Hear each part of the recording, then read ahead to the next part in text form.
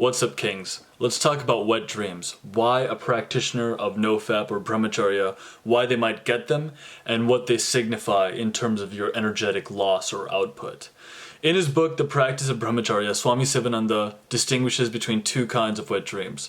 The first is a dreamless emission. It's where you just wake up with a prostatic fluid, but you don't recall any conscious feeling or emotions or sensations about it. Here's what Sivananda says about it. Even if there is a loss of the vital fluid, there is not much draining. The actual essence does not come out during wet dreams. It is only the watery prostatic juice with a little semen that is discharged during nocturnal pollutions. When a nocturnal emission takes place, the mind, which was working in the inner astral body, suddenly enters the physical body vehemently in an agitated condition. This is the reason why emission takes place suddenly. So if you have a dreamless emission, or you just randomly find yourself with like prostatic fluids, you just awaken and you find yourself with them, chances are it was not a draining emission and you do not need to worry about it. Now there is a second kind of emission, of course. This is like the more classic wet dream that's accompanied by, you have an erotic dream. You can actually perceive the sensation of the orgasm, and then you wake up to find that you did in fact have an emission. Those are a little more draining. They still probably aren't as draining as like a voluntary release, but they are still there's still a tiny energetic loss associated with that, perhaps 1 to 3 days. There's no way to measure how much of a loss it was. This is all kind of like a measurement-free science. There is a loss associated with it, and there are a few tactics that you can put in place to definitely minimize those dream-filled emissions. The first thing is to master the basics. Make sure that you're doing some sort of pranayama, or basically chi energy practice. One of the most powerful ways to make sure that the flow of energy comes upward as opposed to just continuously progresses downwards and outwards is to do the MULA bandha, which is just you contract your anus muscles like 10 times.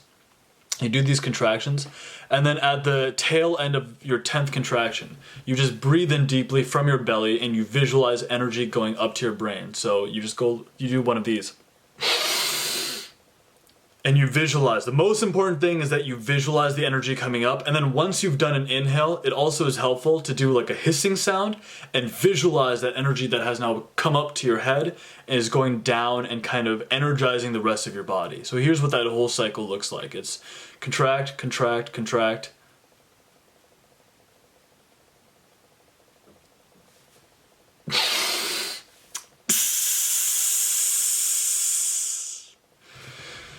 And you can do that 3 times, twice a day. I'm already kind of getting some sort of like my face is tingling just after having done that, because you can feel the shift in energy. It's called the Great Draw. It's one of the practices that come out of yoga. It's a pranayama technique, and it just helps redirect your energy. It makes your energy go back up.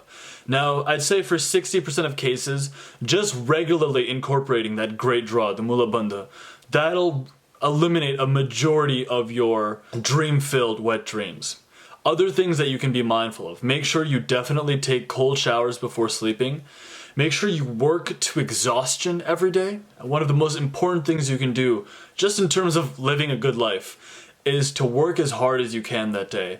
Like, wake up early tomorrow morning and just ask yourself, like, if this was the most productive day of my life, both in terms of my output and in terms of my life enjoyment, how would I have to conduct myself? How much energy would I have to express outwards into the world if this was going to be the most productive day of my life? And then just like attack the day as if you're an Olympic athlete and people are watching you. Like, make the day a work of art, and you should be so action-filled, so energetically drained by the end of the day. You should have such tremendous focus on every task that you're doing that it turns into a work of art.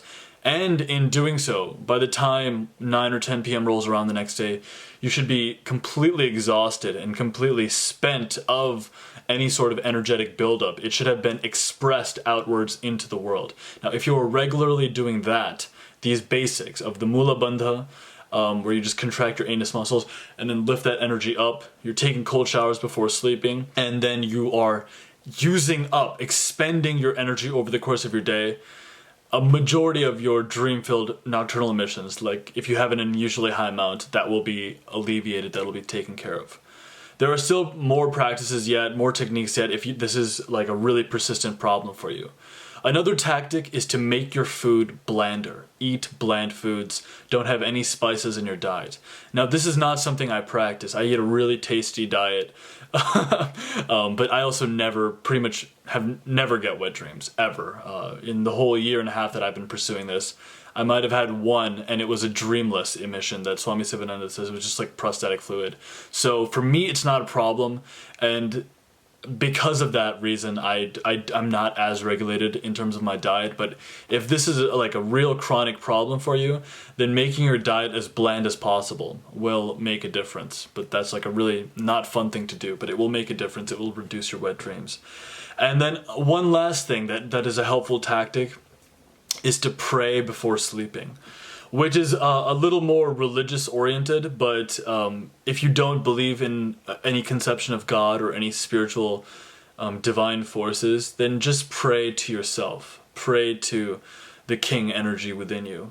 And just tell yourself, I am pure and strong. In this text, the practice of Brahmacharya, Swami Sivananda actually says a prayer that you should be saying every night before sleeping. And I don't know it off the top of my head, but it goes something like this.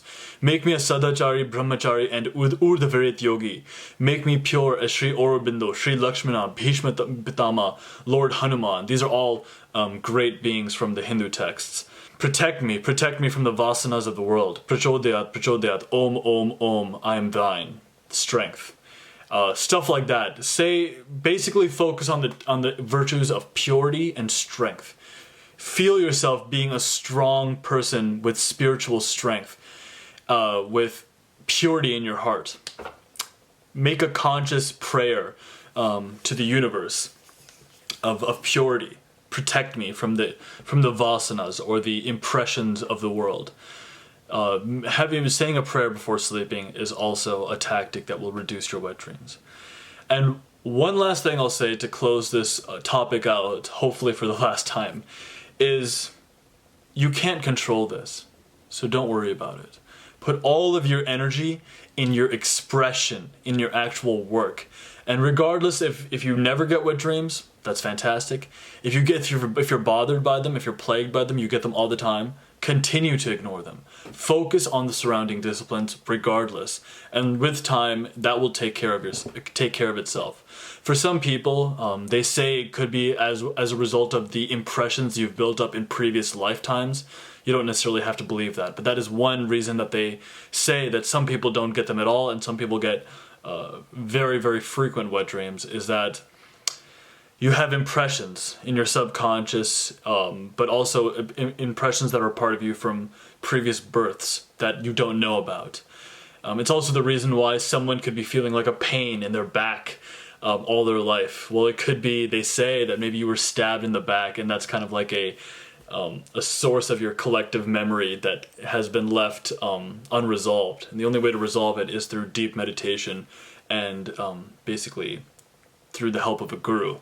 There could be a number of reasons why some people get them more often than others. If you do these tactics, however, I'd say a majority of your wet dream kind of problems will definitely minimize a great deal. The MULA BANDHA, contracting your anus muscles 10 times and then breathing in deeply, hissing out through your hands, as I showed at the beginning. Working hard each day and expressing yourself out in the world to the point where you're completely exhausted at the end of each day. Saying a prayer before sleeping, making your diet more bland if you need to, taking cold showers at night. These are all tactics that will definitely help reduce the number of wet dreams. And beyond that, if you continue to struggle with this, just release. Just let go of it. And it's something that will resolve in its own time. I hope this video has been of help to you, and I will talk to you again this weekend. Cheers, guys.